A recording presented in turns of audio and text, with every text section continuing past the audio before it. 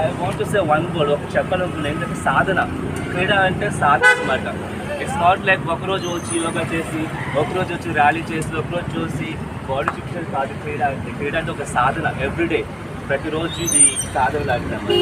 ఆ సాధన ప్లే చేసినట్టుగా healthy competition, మంచి ఆరోగ్యంగా పోటీ ఉండాలి, అది మన అందరూ ఉండాలని నేను కోరుకుంటున్నాను.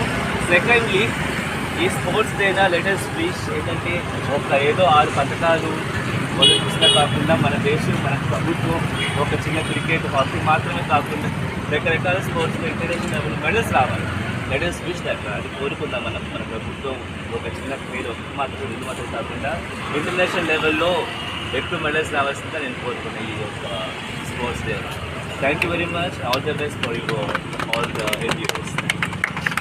తమ్ముడు తొలి దేశంలో ఉంటూ పాల్గొన్న చాలా